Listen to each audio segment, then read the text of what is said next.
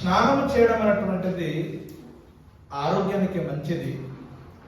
స్నానం చేయకపోతే లేనిపోని రోగాలు మన ఒంటి మీద రావడానికి అవకాశాలు ఉంటాయి. కొంతమంది అయితే స్నానం చేయకుండా తినరు, స్నానం చేయకుండా వంట వండరు, స్నానం చేయకుండా హైందువులు పూజలు చేయరు, స్నానం చేయకుండా కొంతమంది క్రైస్తవులు ప్రార్థన కూడా చేయరండి. చాలా మంచిది, చాలా మంచిది. మరికొంతమంది పిల్లరా ఎక్కడైనా క్యాంప్కి వెళ్ళినప్పుడు కానీ ప్రయాణం నుండి వచ్చినప్పుడు కానీ ఖచ్చితంగా వచ్చిన వెంటనే వేడి వేడి వాటర్తో స్నానం చేస్తారు. మరికొంతమంది చావుంటికి వెళ్ళి అటు నుంచి తిరిగి వచ్చి వెంటనే స్నానం చేస్తారు. మీరు ఎంతమంది ఉన్నారు చెప్పండి, ఆదివారం చర్చికి వచ్చేటప్పుడు స్నానం చేసి వస్తాము అన్నవారు ఎంతమంది ఉన్న చేతులు ఎత్తండి. నాకు తెలిసి ఆదివారము చర్చికి వస్తున్నటువంటి ప్రతి క్రైస్తవుడు, పురుషుడు కానీ స్త్రీ కానీ ఖచ్చితంగా మీరు స్నానం చేసి దేవుని మందిరమును వస్తారు. అదేవిధంగా మీ పిల్లలను కూడాను ఆదివారం స్నానం చేయించి సండే స్కూల్కి పంపించడం కానీ మీతో పాటు దేవుని మందిరానికి రావడం కానీ చేస్తారు. ఏ రోజు స్నానం చేయకపోయినా పిల్లల పెళ్లికి వెళ్ళేటప్పుడు కొంతమంది స్నానం చేస్తూ ఉంటారు. ఆదివారము ఆరాధనకు వచ్చేటప్పుడు స్నానం చేసి వస్తారు. స్నానం చేయడం అనేటువంటిది మంచిది, మంచి అలవాటు, మంచి ఆరోగ్యం కూడాను. ప్రియుల మన ఆత్మీయ జీవితాన్ని కూడాను మురికి పట్టింది, చెమట పట్టింది. పాపమైనటువంటి రోగాలు తుడిసివేయబడాలి, కడిగి వేయబడాలి అంటే ఖచ్చితంగా మనము స్నానం చేయాల్సినటువంటి అవసరత ఉంది.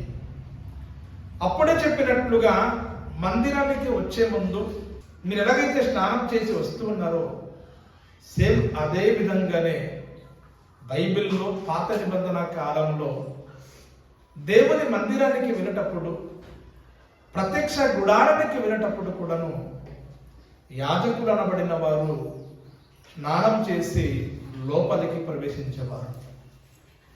ఆ మాట ఎక్కడ ఉందంటే ప్రియులరా, 2వ దినవృత్తాంతాల గ్రంథము 4వ అధ్యాయము 6వ వచనాన్ని దయచేసి ఎవరైనా గట్టిగా చదవండి ప్రియులారా. మరియు దహన బలులుగా అర్పించు వాటిని కడుపుటకై కుడి తట్టుకు 5ను ఎడమ తట్టుకు 5ను ఏటండి స్నానపు గంగాళమును చేయించెను.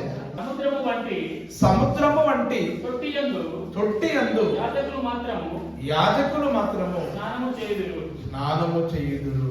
ప్రియమైనటువంటి దేవుని వారా, దేవుని మందిరములో ప్రవేశించాలి అంటే పరిశుద్ధమైనటువంటి స్థలములో కావచ్చు, అతి పరిశుద్ధమైనటువంటి స్థలములో కావచ్చు, ఒక యాజకుడు అనబడిన వాడు ప్రవేశించాలి అంటే ఖచ్చితంగా స్నానము చేసి దాని లోపల ప్రవేశించాలి. కంగళంలో ఉన్నటువంటి నీటితో ఒక యాజకుడు స్నానము చేసి లోపలికి ప్రవేశించాలి. అది ఎంత వాస్తవమో ప్రియులరా, పరలోకములో ఒక వ్యక్తి ప్రవేశించాలి అంటే ఖచ్చితంగా ప్రియులరా, యాజకులు ఎలాగైతే ఆ నీరు తొలగైతే స్నానం చేసి దేవుని మందిరంలోకి ఎలాగైతే వాళ్ళు ప్రవేశించేవారో, పరలోకములో మనం ప్రవేశించాలి అంటే ఖచ్చితంగా మనము కూడాను స్నానము చేయాలి.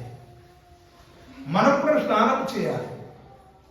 దేవుని మందిరానికి రాక మునుపు మీరు ఎలాగైతే మీ భార్య పిల్లలతో మీరు స్నానం చేస్తూ ఎలాగైతే దేవుని మందిరంలో వస్తున్నారో సేమ్ అదే విధంగా దేవుడున్నటువంటి మహాలోకం పరలోకములో మనము ప్రవేశించాలంటే మనం ఖచ్చితంగా మనం స్నానం చేయాలి.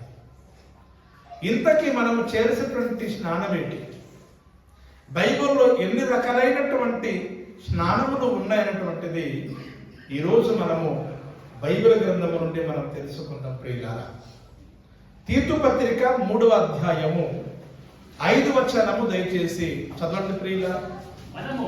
మనము నీతిని అనుసరించి చేసిన క్రియల మూలము గాక తన కనికరము చొప్పుననే. ఇక్కడ మీరు బాగా గమనించండి, పునర్జన్మ సంబంధమైన స్నానము ద్వారాను పరిశుద్ధాత్మ మనకు నూతన స్వభావము కలుగజేయుట ద్వారాను మనలను రక్షించెను.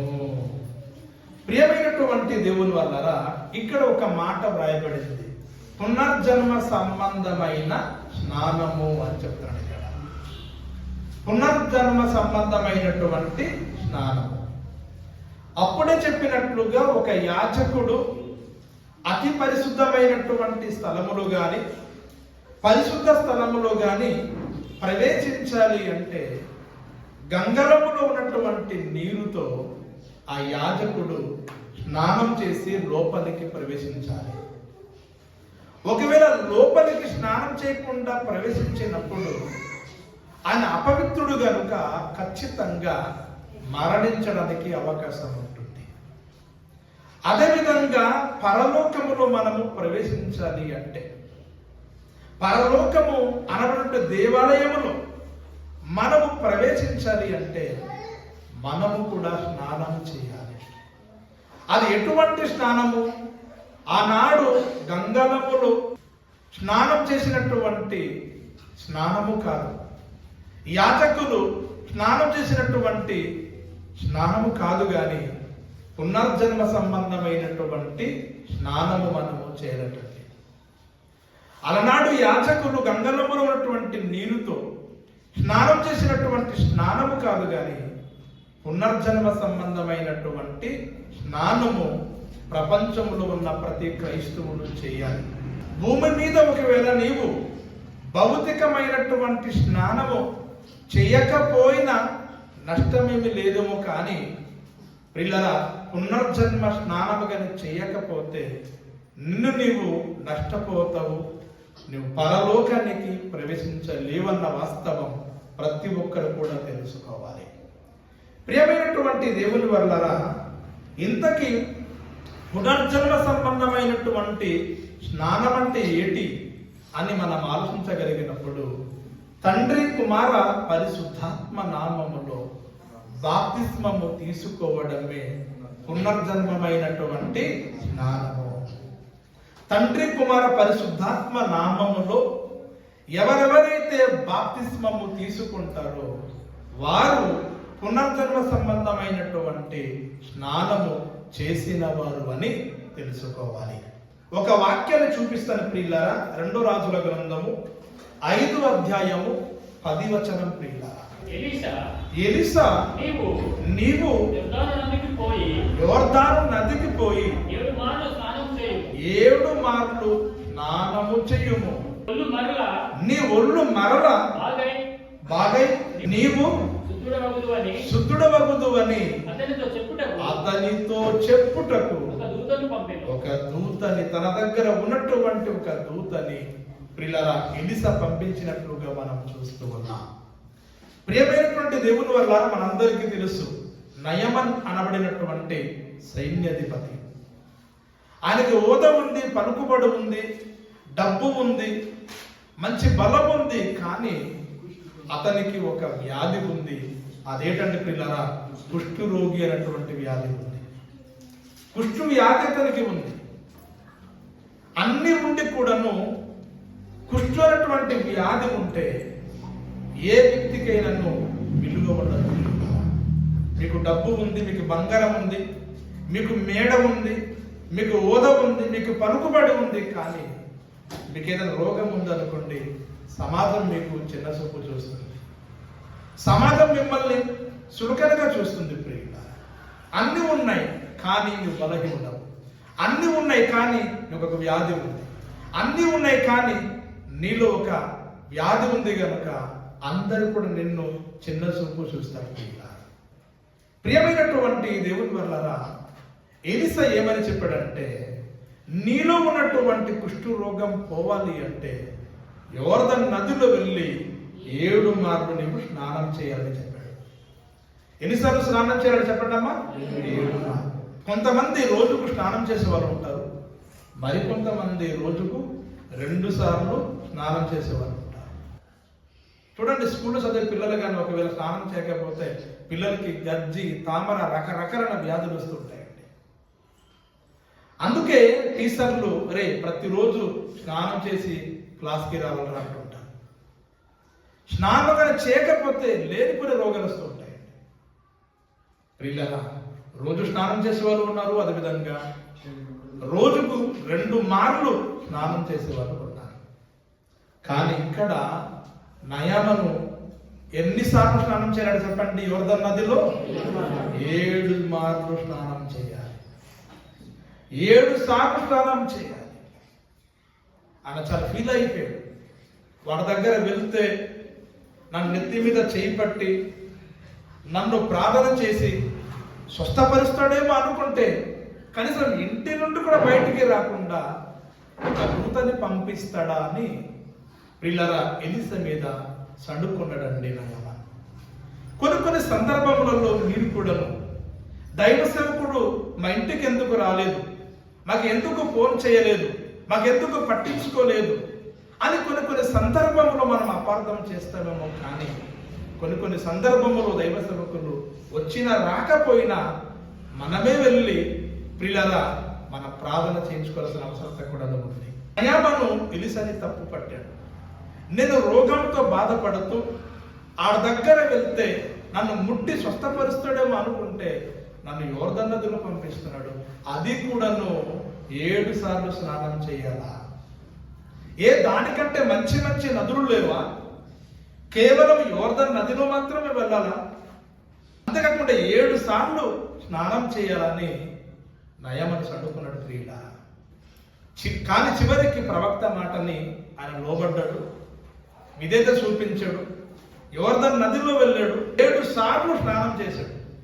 యోర్దాను నదిలో 7 సార్లు మునిగాడు. 7 సార్లు ప్రార్థన చేయగా అతనిలో ఉన్నటువంటి కుష్టు ఉన్నటువంటి రోగము నివారణ అయిందండి. పుట్టినటువంటి బిడ్డ ఒక దేహం ఎంత చక్కగా అందంగా కనబడుతుందో 7 సార్లు నయమను ప్రార్థన చేయగా అతనిలో ఉన్నటువంటి రోగము వెళ్ళిపోయింది ప్రియుల. పుట్టినటువంటి బిడ్డలంటి దేహముగా అతను ఒక దేహము మారిపోయింది ప్రియుల. సేమ్ అదే విధంగా ప్రియులరా నీవు ఆత్మీయంగా నీవు రోగగ్రస్తుడుగా ఉన్నావు. ఆత్మీయంగా నీవు పాపమనే రోగంతో నీవు బాధపడుతున్నావు. పాపమనే రోగం పోవాలంటే ఖచ్చితంగా స్నానం చేయాలి. అది ఏ స్నానం? ఏ రకమైన స్నానం? మన ఇంటికి రోజు చేసేటువంటి వేడి బట్టలు అనుకుంటున్నారా, లేక చల్లటి బట్టలు అనుకుంటున్నారా? అది ఏ స్నానము అంటే పునర్జన్మ సంబంధమైనటువంటి స్నానము. ఏ స్నానం చెప్పండి అమ్మా? పునర్జన్మ సంబంధమైనటువంటి స్నానము. ఇంతకీ పునర్జన్మ సంబంధమైన స్నానం అంటే ఏంటి? తండ్రి కుమార పరిశుద్ధాత్మ నామములో బాప్తిస్మము తీసుకోవడము. అది పునర్జన్మ సంబంధమైనటువంటి స్నానము. ఒకరోజు పిల్లల నపుంసకుడు బాప్తిసం తీసుకున్నాడు. ఎవరి ద్వారా? ఫిలిప్పు ద్వారా. ఫిలిప్పు అదేవిధంగా నపుంసకుడు ఇద్దరు కూడాను నీళ్ళలోకి దిగిరి అని బైబిల్ గ్రంథంలో వ్రాయబడి ఉంటుంది. అంటే నపుంసకుడు ఆ రోజు ఫిలిప్పు చేత బాప్తిసం తీసుకున్నాడు అంటే నపుంసకుడు పునర్జన్మ సంబంధమైనటువంటి స్నానం ఆ రోజు చేయడం జరిగింది. సంతోషంతో ఆనందంతో తన ఇంటికి తిరిగినట్లుగా బైబిల్ గ్రంథంలో కనబడతాది. ఇకపోతే పిల్లలు మనందరికీ తెలుసు, పేతురు నిలబడి ప్రసంగం చేస్తూ ఉంటే మారు మనసు పొంది నొచ్చుకొని రక్షణ పొందడానికి ఏం చెయ్యాలి అన్నప్పుడు పేతురు అంటాడు, మీరు మారు మనసు పొంది పాప క్షమాపణ నిమిత్తము మీరు బాప్తిసం తీసుకోవాలి అన్నప్పుడు ఆ రోజు ఇంచుమించు సుమారుగా 3000 మంది బాప్తిస్మము తీసుకున్నారు. అనగా పునర్జన్మ సంబంధమైనటువంటి స్నానం ఒక్క పేతురు గారి ప్రసంగముతో 3000 మంది స్నానం చేశారట. ఎంతమంది చెప్పండి అమ్మా? 3000 మంది స్నానం చేశారు. అంటే మనం ఎక్కడైనా సరే 3000 మంది స్నానం చేయడం చూసాము, కానీ ఆ సందర్భంలో 3000 మంది స్నానం చేశారండి. అంటే పునర్జన్మ సంబంధమైనటువంటి స్నానం, తండ్రి కుమార పరిశుద్ధాత్మ నామములో బాప్తిస్మము తీసుకోవడమే పునర్జన్మ సంబంధమైనటువంటి స్నానం. ఈ పునర్జన్మ సంబంధమైనటువంటి స్నానముగానే మనం చేయకపోతే పిల్లరా మనం పరలోకానికి వెళ్ళలేము. నీవు సంఘములో వచ్చే కానుకలు ఇచ్చినా, నువ్వు సంఘములో వచ్చే పాటలు పాడినా, నువ్వు సంఘములో వచ్చే వాక్యం బోధించినా, నువ్వు సంఘములో వచ్చే ప్రభుబల తీసుకున్నా, నువ్వందరికంటే ముందుగా వచ్చి మందిరములో ఎన్నో పనులు మీరు చేసినప్పటికీ మీరు పరలోకానికి ప్రవేశించాలి. ఎందుకు? పునర్జన్మ సంబంధమైనటువంటి స్నానము మీకు లేదు కనుక. మీరు అలవాటు ప్రకారంగా ప్రతిరోజు మీరు ఎలాగైతే స్నానం చేస్తూ ఉన్నారో, ఒక రోజుకి ఒకసారి కావచ్చు, ఒక రోజుకి 3 సార్లు కావచ్చు, ఎలాగైతే మీరు శరీర సంబంధమైనటువంటి స్నానం చేస్తూ ఉన్నారో, సేమ్ అదే విధంగా ఆత్మకు పట్టినటువంటి రోగం పోవాలి అంటే, శుభ్రపరచబడాలి అంటే, కడిగి వేయబడాలి అంటే పునర్జన్మ సంబంధమైనటువంటి స్నానము ఖచ్చితంగా మనం చేయాలి. ఈ స్నానము లేకుండా ఒక వ్యక్తి పరలోకానికి ప్రవేశించాలి. నువ్వు పరలోకానికి చేరలేవు. నీలో ఉన్న మలినము, నీలో ఉన్న అపవిత్రత పోగొట్టుకోవాలంటే ఖచ్చితంగా పునర్జన్మ సంబంధమైనటువంటి స్నానము నువ్వు చేయవలసి ఉంది. ఇది మొదటి రకమైనటువంటి స్నానం.